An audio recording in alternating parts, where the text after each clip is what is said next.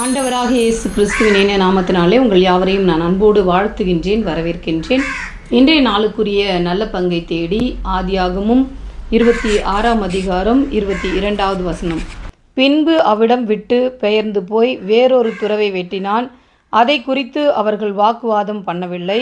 அப்பொழுது அவன், நாம் தேசத்தில் பலுகும்படிக்கு இப்பொழுது கர்த்தர் நமக்கு இடம் உண்டாக்கினார் என்று சொல்லி அதற்கு ரெகபோத் என்று பெயரிட்டார் என்று சொல்லப்பட்டிருக்கிறது. இன்றைய நாளில் இந்த ரெகபோத் என்பதை குறித்து நாம் சிந்திக்க இருக்கின்றோம்.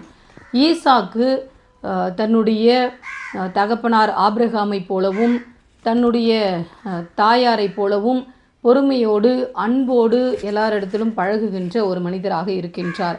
இந்த இடத்திலே துறவுகளை தோண்டும் பொழுது எத்தனையோ பேர்கள் மூலமாக கஷ்டங்களும் பிரச்சனைகளும் போராட்டங்களும் வரும்பொழுது எல்லாவற்றிலிருந்தும் தன்னை மீட்டு கொள்வதற்கு கடவுளை மட்டுமே ஈசாக்கு நம்பினார்.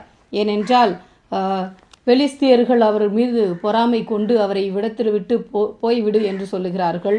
அமலேக்கியர், நீ எங்களை விட்டு போய்விடு என்று சொல்லுகிறார்கள்.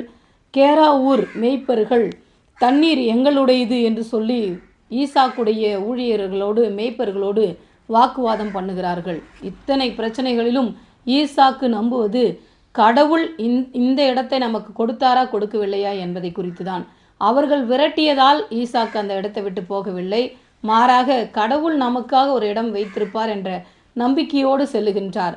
ஒரு இடத்திலே துறவு தோண்டி அங்கு தண்ணீர் பருகும் பொழுது யாரும் வந்து பிரச்சனை செய்யவில்லை. அப்பொழுது ஆண்டவர் சொல்வதாக அவர் சொல்லுகிற வார்த்தை, இந்த இடத்திலே ஆண்டவர் நமக்கு இடம் உண்டாக்கினார் என்று சொல்லி அந்த இடத்திற்கு ரெகபோத் என்று பெயரிடுகிறார். எனவே நாமும் கூட நாம் இருக்கிற இடங்களிலே, நாம் பணி செய்கிற இடங்களிலே எந்த பிரச்சனைகள் கஷ்டங்கள் வந்தாலும் ஆண்டவரிடத்திலே ஒப்பு கொடுத்து காத்திருக்கும் பொழுது கடவுள் நிச்சயமாக நமக்கு ஒரு சமாதானத்தையும் சந்தோஷத்தையும் நிறைவையும் கொடுத்து நம்மை ஆசீர்வதிப்பார். ஆண்டவர் தாமே திருமொழிகளை ஆசீர்வதிப்பாராக. ஆமீன்.